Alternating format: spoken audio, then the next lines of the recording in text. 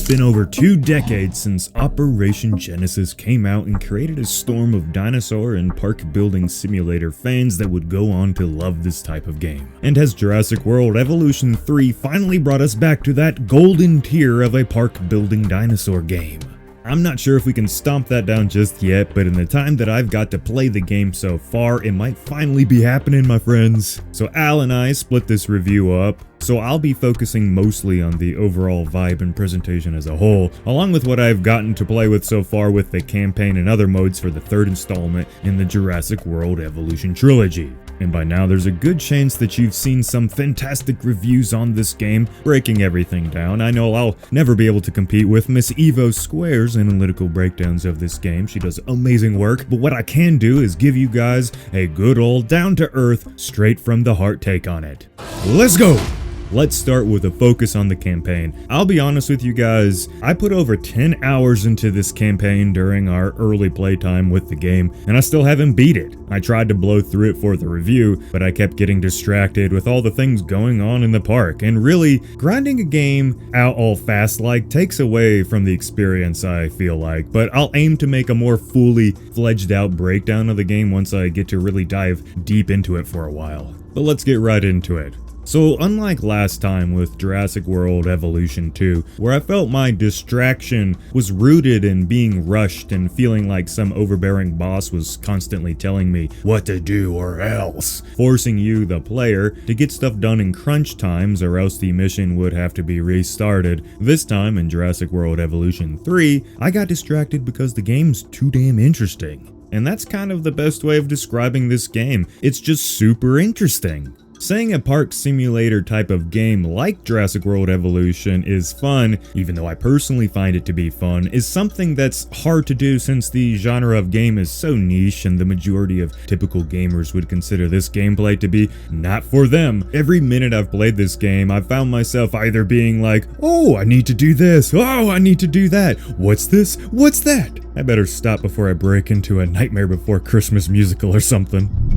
This is already easily the most attention-grabbing and sustaining of the games in this trilogy, I feel like. And while there may be times to where it distracts you from the main mission at hand in the campaign, that's not really a problem, because I'm fairly certain the campaign as a whole for this game is nothing more than a really well-made and thought-out glorified tutorial. Now, don't take that as a negative. The reality of these sorts of games is that the campaign are usually never meant to be the star of them. The star of Jurassic World Evolution is the process of just building the park. Not just the park, your park. And to be able to build your dream park, which this game maybe, possibly, fully allows. Like, it's looking like you can build about anything your mind can think of in this game, and Alistair's gonna tell you all about it when he talks about the SANDBOX mode. So to be able to build your perfect park in Jurassic World Evolution 3, you'll need to learn how, because boy is this game sometimes almost overfilling with props, tasks, and stuff that can just be done. If you don't play the campaign for Jurassic World Evolution 3, you'd be hurting a little to figure it all out in the SANDBOX mode and other challenges. And I've gone through about 6 maps of the campaign so far, and still, the island's goals, like their specific missions, are the ones that pretty much are just teaching me the ropes of everything you can do in this game, and it's like I said, a lot. Since I haven't fully beaten the campaign yet, I'm not sure if it ever progresses to be any more traditional of a campaign story. Right now, the story, if you can really even call it that, is that you are helping Den, the group established to help humans and dinosaurs peacefully interact. You're pretty much just fixing others around the world's mistakes with the dinosaurs. This whole process of helping parks finally open that never got their feet off the ground with past ownership, or creating safari parks from scratch, or setting up research centers allows you to really get a feel for all the game has to offer when you build your total operation. I do wish there was a little more of an effort to make the campaign feel more important and stand out on its own legs, rather than feel like just a warm-up for the real part of the game. Some aspects still don't really feel right to me about it overall. The park operators, the people always radioing into you, they make a return in Jurassic World Evolution 3, and they continue to rudely tell you what to do, all with their corporate sort of lifeless personalities that got under my skin a time or two when I'm just trying to make the perfect little hangout space for my dinosaurs, and then suddenly, dissolve the dinosaur integration network. This mean-sounding generic British woman or money-hungry businessman tells me to stop and do something else with an attitude. I don't like it.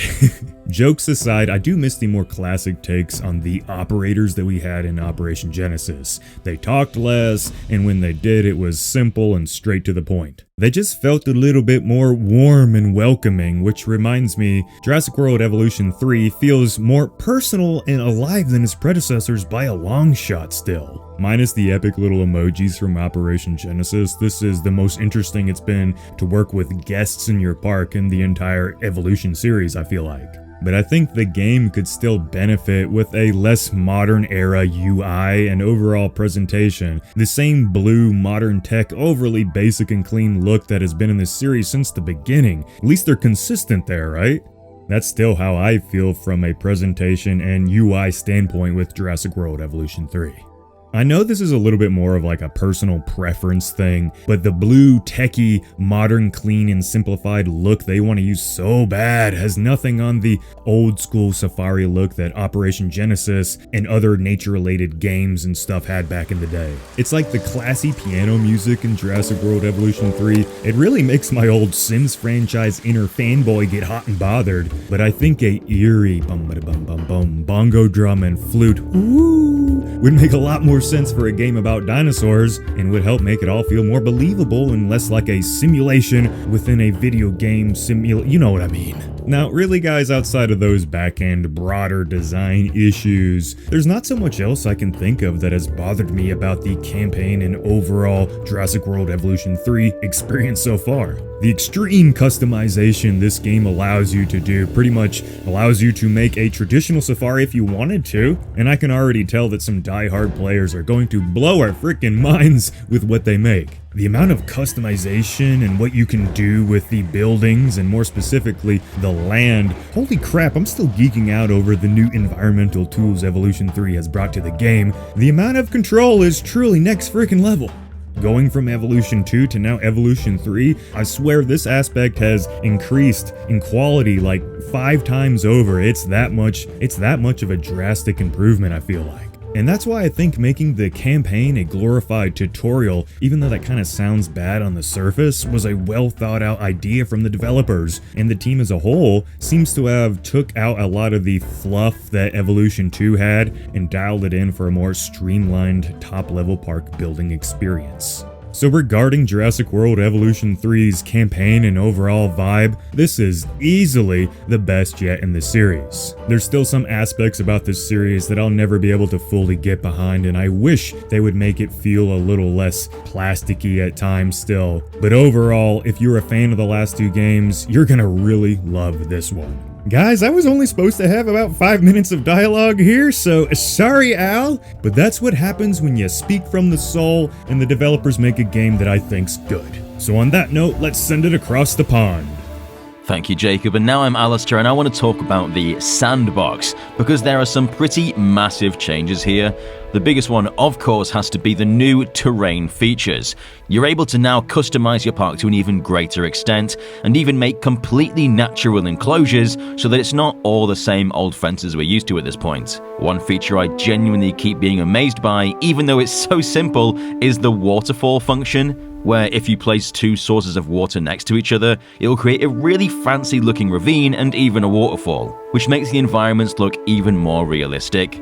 And to help you make your park look more unique, you have a whole library of assets to use, so you can basically just make whatever you want. Now, this is a game changer. This is basically like when Bungie brought Forge to Halo 3, allowing people to make whatever they wanted, which opened the floodgates for all sorts of community creations. You can basically simply add props and assets to existing models, or you can make them from scratch, and even share them on a global workshop for others to download and use. The stuff I've seen people making is just insane. Like, I can't believe this is Jurassic World Evolution. This is just ridiculous. It's only been a few days. Now, I feel like whether the game is going to be worth the price of admission will depend mostly on whether you see yourself getting involved with this new feature, because otherwise there's some great quality of life changes, but it's relatively similar to its predecessor. But with the creation tools, if you love customizing and creating, then it's absolutely worth that price tag.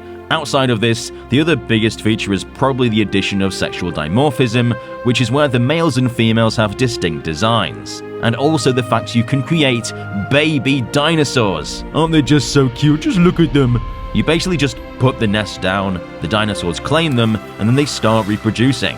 It just adds a whole new layer of depth to the game to make it feel more like a real sanctuary. And it's even made me care more about the dinosaurs, since they feel even more like real animals now. And while we're talking about the dinosaurs, there is a lot of them. And thankfully they've confirmed the base game roster from Evolution 2 will also be returning post-launch. So expect loads more. And I need to just talk about something for a moment. That new Deinonychus. What a glow up! It was so hard not talking about this before I was allowed to, because I was just so happy they changed it from that previous weird broken spine fin head thing to this beauty. I especially love how it looks almost like the Deinonychus animatronics from the Natural History Museum in London. I'm super nostalgic for these guys, so this new Deinonychus has quickly become my top 3 favorite Jurassic designs. I honestly hope we see them in the film someday. And my inner J-Pog fan is so happy because Evolution 3 has marked the return of the hot air balloon attraction. And now you can actually ride it! It's like a childhood dream come true. I love this thing so much. On my demo playthrough at the Frontier event the other month, I practically screamed when they told me about it. But what's also cool is that river raft attraction from Jurassic World is here as well, which has led to some pretty awesome creations already. How long until someone recreates the Jurassic Park ride? There are some things I have issues with, however. The new island generator is pretty tricky to get right. When you load up the island, it's so uneven, and trying to build a basic park without whipping up the terrain tools and flattening everything is kind of just a bit impossible. It's just not super intuitive. I gave up and switched back to their basic maps after I was told I couldn't build something for the millionth time. And I did encounter some bugs, unfortunately. It crashed on my PS5 at one point, and I'm currently having issues releasing T-Rexes. I'm not sure if anyone else is having this issue, but I just can't release a T-Rex without airlifting it. So now I'm stuck with 3 hatcheries that I can't delete because they're stuck in that release animation. Though the guys at Frontier have told me they're looking into a fix, so hopefully that comes soon. The asset menus are also really overwhelming. I can't find basic things anymore. They need to separate the assets more because it's just a bit much. Overall, there's some really solid changes to the sandbox here that just makes the game feel more pleasant to use. Even down to that gorgeous menu, a massive improvement over the previous, more digital computer screen of Evolution 2. Some of the new features may seem overwhelming, but with the prefab options, you can use other people's creations. So if there's something you want, someone else might have already made it. And the list is only going to grow over time. There are some unfortunate bugs, but it hasn't ruined the experience for me. Evolution 3 is such a delightful time, a big step up from Evolution 2, and it's awesome seeing it in the hands of fans who are just making absolutely ridiculous parks already. I cannot wait to see how it evolves over time, as we get even more features and dinosaurs, and they refine some of the aspects that maybe didn't work so well. Definitely recommend picking this up. Jurassic World Evolution 3 gets a big thumbs up from me. We hope you pick up Jurassic World Evolution 3. It appeals to pretty much everyone. Down in the description is our affiliate link, so if you plan on getting it, follow that link because it helps us out. This has been mine and Jacob's thoughts, but go make up your own mind because you might be better at that island generator than us. We've got plenty more Evolution 3 videos coming, so subscribe and chomp the notification button to become a resident of Dangerville today. And give this video a big Therizinosaurus-sized thumbs up. I've been Alistair, and before me was some American guy, I think he was called Jacob, and we'll see you in the